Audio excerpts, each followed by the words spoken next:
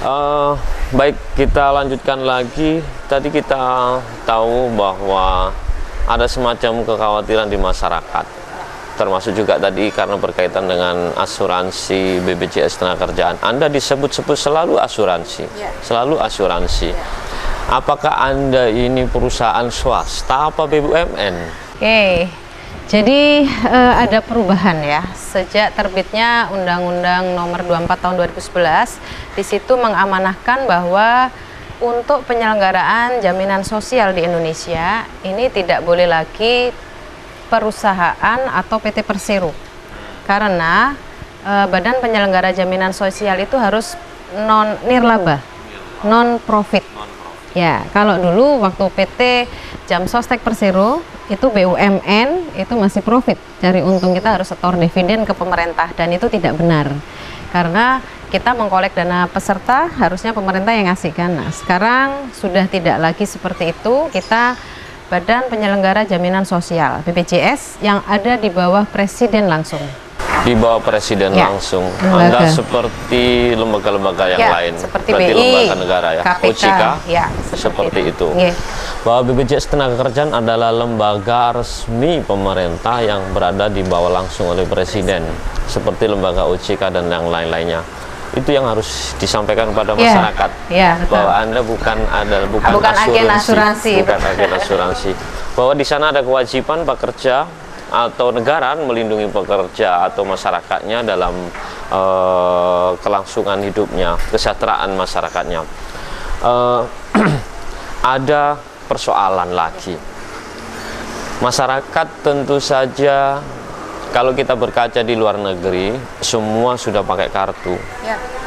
Mau makan kartu gesek, mau ini gesek, mau nyuci baju gesek, mau semuanya gesek, mau minum saja gesek, mau ke toilet gesek, pakai satu kartu. Saya teringat ketika Indonesia akan modern lagi, akan seperti itu.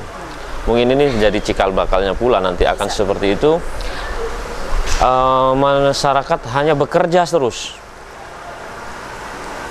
Yang mengatur adalah juraganya atau manajerialnya sendiri, mengalokasikan semuanya itu.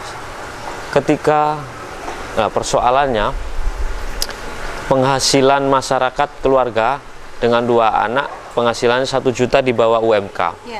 Ketika dibagi habis untuk jaminan hari tua, kemudian kecelakaan, kematian, kemudian pensiun, kemudian sekolah anak, bayar listrik, bayar angsuran motor, dan segala macam, tidak cukup.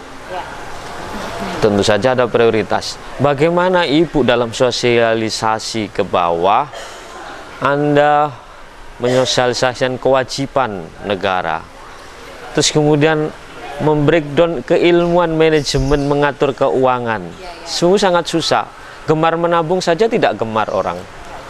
Tidak cukup untuk itu. Bagaimana mau menabung? Beli nasi saja udah kerepotan. Nah, ya. Bagaimana kondisinya begini, Bu? Ya. Masalah ini banyak memang saya dengar ya. Jadi apalagi sekarang BPJS Tenagakerjaan itu sedang getol memasarkan asuransi untuk pekerja sektor informal. Mereka menyadari bahwa penghasilannya mereka juga pas-pasan, tapi di satu sisi mereka juga menyadari seandainya terjadi resiko terhadap dirinya, dia punya anak dan istri. Nah, penghasilan 1 juta, kalau dari sisi kami, dari sisi BPJS Tenagakerjaan, untuk karyawan ini kan mereka punya kebutuhan harian layak ya, KHL ya. Nah, jadi 1 juta paling tidak diutamakan dulu untuk kebutuhan layaknya itu, konsumsi sehari-hari. Memang kalau dengan 2 orang anak, 1 istri, saya yakin itu tidak akan cukup kalau hanya mengandalkan gaji. Hanya satu itu saja sumbernya. Tidak cukup. Itu mau BIM salah, BIM model apa juga nggak akan cukup. Kata kuncinya hanya mengandalkan gaji. Nggak akan cukup. Nggak akan cukup. Ya, karena kita juga tahu ya kondisi saat ini seperti itu. Artinya ketika ada buruh atau pekerja dengan gaji 1 juta, kemudian dia punya anak 2 anak dan 1 istri, dan itu tidak cukup, diperlukan sumber lain. Bisa jadi mungkin istrinya kerja paruh waktu atau dia kerja rumahan sambil nyambi jualan kue dan sebagainya, yang itu nanti paling tidak bisa untuk membantu kebutuhan sehari-hari. Nah, kalau kebutuhan untuk menabung, kalau ada kelebihan pasti mereka menabung ya, tapi kalau enggak ya memang belum bisa menabung. Tapi yang paling penting ketika dia seorang pekerja atau tulang punggung keluarga, sangat diperlukan sekali proteksi jiwanya. Karena ini untuk kelanjutan, karena ketika dia ada proteksi itu, ada resiko, berarti kan ada santunan dari penyelenggaranya, asuransinya, yang itu nanti bisa digunakan untuk kehidupan ahli warisnya, seperti itu. Jadi dia harus berpikir panjang. Manajemen keuangan. Jadi kata kuncinya adalah tidak mengandalkan satu sumber. Betul. Bagi masyarakat yang memiliki penghasilan sangat minim, maka Kreatif, prinsipnya harus mencari sumber yang lain. Betul. Dan itu sebagai kata kunci dalam manajemen keuangan. Setelah sumber-sumber itu tercukupi, maka bisa sudah dialokasikan 1, 2 di lubang-lubang yang sudah disiapin. Ada JHT, JK, asuransi kesehatannya dan segala macam seperti itu. Saya kira itu yang sangat sulit. Ya. Itu budaya, terus karakter, terus kemudian dan keinginan. Ya. Faktornya keinginan, dorongan dari dalam untuk beli A, B, C, D, kelihatan A itu beli, beli ya. Sifat konsumtif masyarakat. Sejauh ini bagaimana Ibu melihatnya konsumtif di masyarakat Jember? Ya, kalau saya melihat pekerja selalu tiap ada pengusulan UMK, nggak jarang kita lihat demo. Selalu mereka bilang dengan UMK kurang terus. Tapi kalau kita kembali lagi, gaya hidup mereka sudah berubah. Handphone, punya uang beli handphone, beli pulsa, paket data, kendaraan, bermotor harus angsuran dan sebagainya. Sebetulnya kunci dari manajemen keuangan itu adalah tertib dan teratur. Disiplin. Ya, betul. Disiplin. Tertib dan teratur. Tertib membuat anggaran, tertib mencatat pengeluaran, kemudian dia harus rajin menabung. Rajin menabung, meskipun hanya Rp100, Rp500. Yang penting dia harus disiplin. Pertama, dia harus rajin disiplin membuat anggaran. Harus ada pos kebutuhan hidup.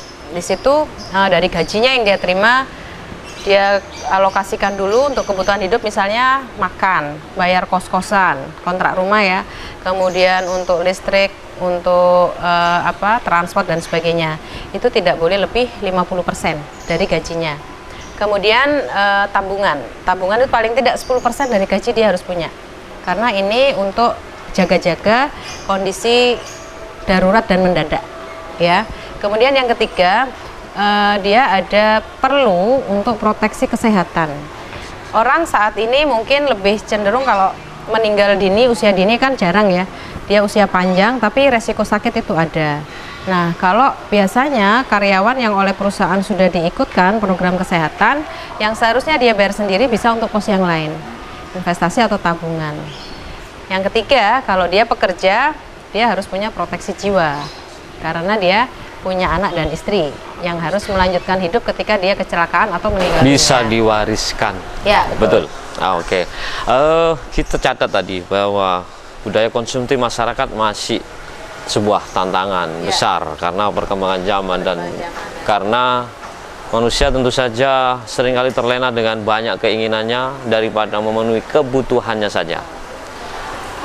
Lebih ingin memenuhi keinginannya daripada memenuhi kebutuhan. Kebutuhan itu lebih penting daripada keinginan. Nah, saya kira itu, dan kita akan lanjutkan Bu Naning dalam sesi yang selanjutnya. Masih banyak akan kita bahas bagaimana tentang